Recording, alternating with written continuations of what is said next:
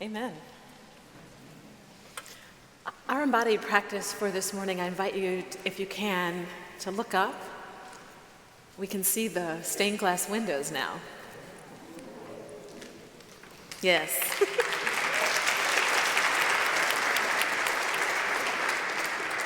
So as you're gazing at one of the windows, feel your feet firmly planted on the ground. And remind yourself that you have a place on this earth. You have a place. Feel the earth holding you as you take a slow breath in through your nose and exhale through your mouth. You have a place here. Take another breath in through your nose and exhale through your mouth. Holy One who meets us in the quiet, still every storm within us now. Open our hearts to your word that we may recognize you in the sacred silence. Amen. If you missed church last Sunday, you missed some extraordinary storytelling. Dr. Kate Common joined us, and her scholarship and her preaching reoriented the way we understand biblical stories of conquest. Drawing on archaeological evidence, she showed us that the Exodus journey to the Promised Land was likely a peaceful departure from slavery and oppression, not a violent takeover of another people's land. This morning, we hear another story of domination as we enter the third week of Dr. Common's Seasons of Origin. This is the week of repair. The prophet Elijah's story is streaked through with violence, murder, to be specific. Before today's reading, Elijah orders the slaughter of all 450 prophets of Baal, and then runs for his life. We rarely talk about the slaughter in church. We focus instead on the awe-inspiring showdown on Mount Carmel, Elijah taunting the prophets of Baal to call on their gods, mocking them when no fire comes. Then, in a dramatic display, he drenches the altar he has set up with water 3 times before calling down fire from heaven. And the fire comes, consuming everything, even the water. How satisfying it must have felt to call down that kind of power, to prove his God supreme. We know that feeling. When our side wins, when we're in control, when our enemies shiver in their shoes. And if we're honest, sometimes we want to go even further and wipe them out. Elijah does just that. He has 450 prophets slaughtered for believing differently from him. And then he runs for his life. There's a lot of slaughtering happening in our world at the moment. Many people are being offered up on altars and burnt up in political fires. In Sudan, in the Congo. And this government shutdown means many will not receive life-sustaining food stamps. More than 65,000 families have now lost access to Head Start. We're talking early education and child development. The low-income home energy assistance program that helps many people with utility bills. Those funds are at risk. And the WIC program, which provides food for women, infants, and children, has already shut down in several locations. So as the smoke clears from these fires. We see the newly born, the young, the old, the working poor and the poor, all offered up to be slaughtered. We encounter Elijah this morning fleeing from Queen Jezebel, who has promised to make his life like the life of the human beings he has slaughtered. And now Elijah is afraid. Not so big and bad anymore. He flees into the wilderness, one of my favorite spots because God always shows up in the wilderness.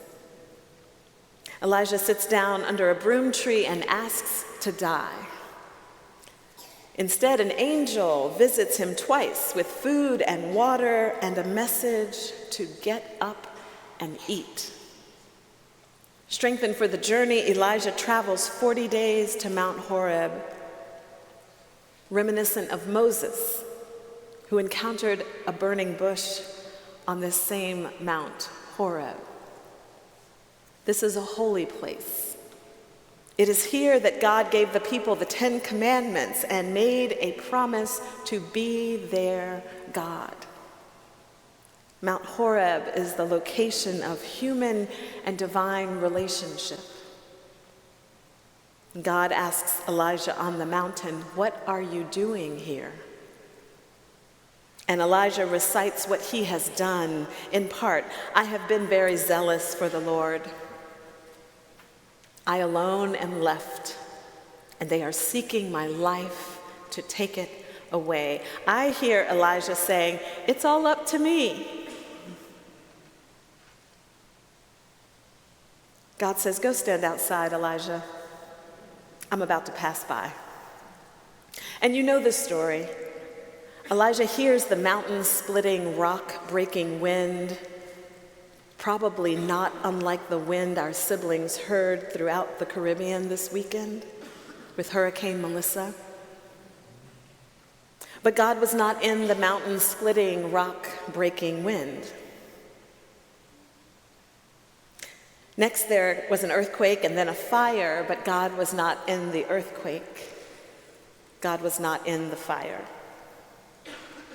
After the fire, the text tells us there was the sound of sheer silence. Some translations say a still, small voice. Elijah wraps his face in his mantle, and again God asks him, "Why are you here?" Is God asking, "Why are you here on this mountain?" or "Why do you exist?" We don't know. But Elijah gives the same answer as before, word for word. And maybe that was the right answer. What we do know is God sends him on his way to anoint his successor, Elisha. I'm going off script, but when I spoke with Reverend Jim this week, he said, God pink-slipped Elijah.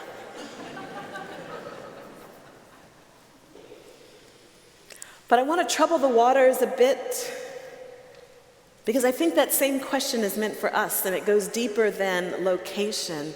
Why are you here, church? What have you come to do?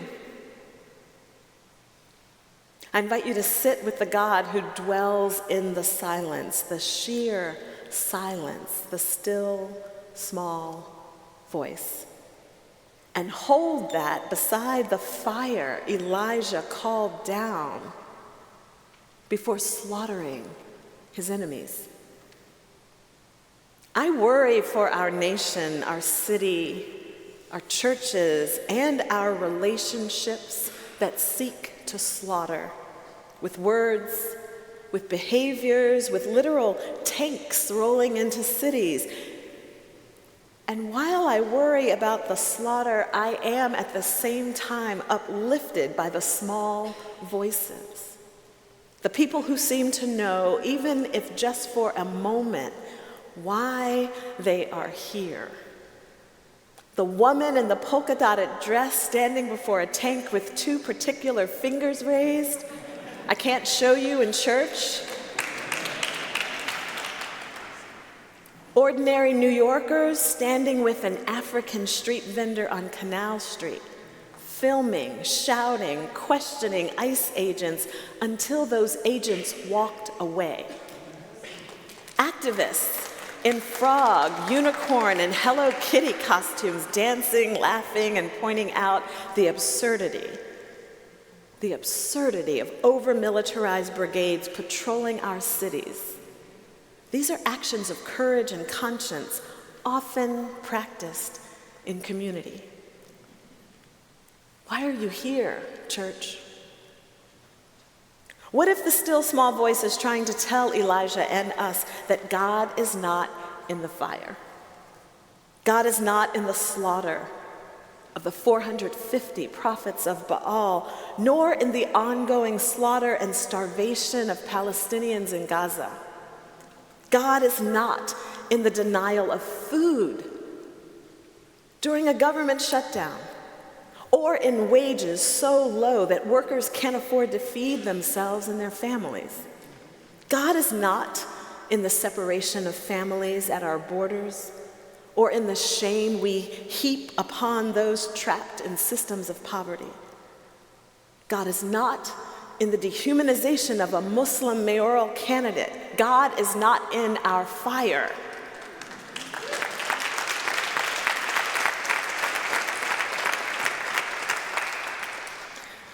Not in the fiery words of a religious leader in this city who said, "We simply cannot, nor should we be expected to, care for every human being the same way." Actually, caring for every human being is at the heart of how those who follow Jesus understand faith. And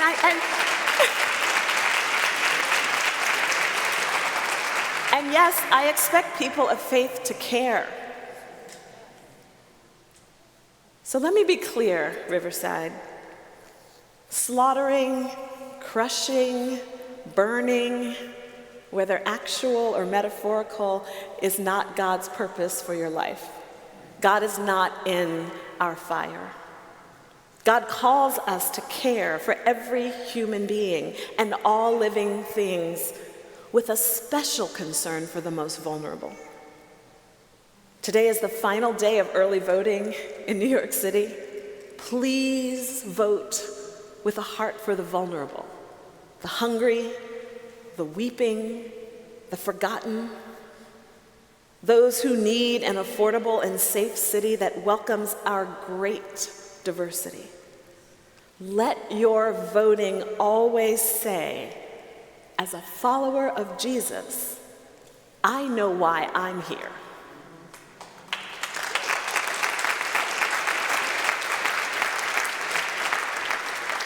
Dr. Kate Common reminds us in her book, Undoing Conquest, that repair rarely comes to the world through domination or the loudest voice or the famous people. Repair looks like the angel with Elijah under that broom tree, tending the broken, feeding the hungry, and listening humbly to the ignored. Repair begins when we face what we have slaughtered and burned in the fire. And it begins with small, faithful acts, listening to one another, telling the truth about our history, mending what we have broken. Church, the last thing the world needs is louder Christians. The world needs followers of Jesus who listen and repair.